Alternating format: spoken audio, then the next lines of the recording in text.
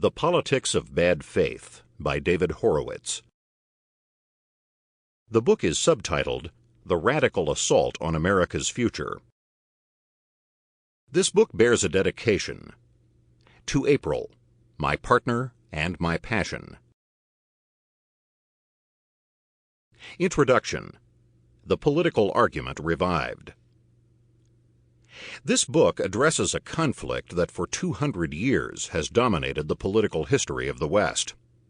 It is a conflict that drives America's culture wars in the present, and that provided the motive force behind the Cold War now past.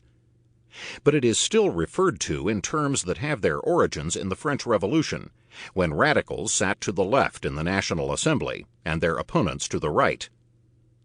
Many will argue that we have moved beyond these political categories. Several books and dozens of articles have appeared bearing the title Beyond Left and Right, which seek to establish as much. It is widely accepted in the popular culture that we have entered a post-ideological age.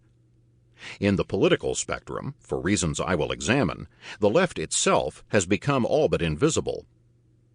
The argument of this book, however, is that these epitaphs for the conflict that has dominated our epoch are premature. The terms left and right define political forces that have not only shaped modernity, but continue to shape the post-Cold War, postmodern world.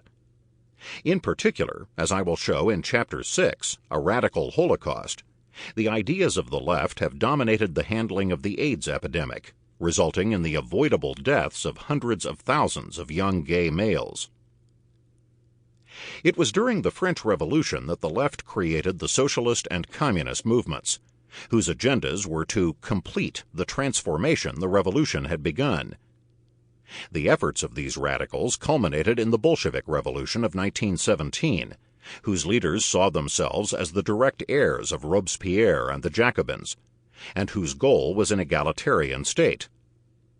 But now the empires that socialists built have crashed ingloriously to earth. The catastrophe of the Soviet system has ended for all but the most obdurate the idea that a social plan can replace the market and produce abundance, or that government can abolish private property without also abolishing political freedom. One might conclude from these facts that the left is now no more than a historical curiosity, and the intellectual tradition that sustained it for 200 years is at an end.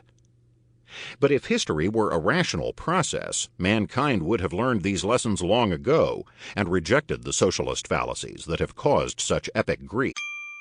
Sample complete. Ready to continue?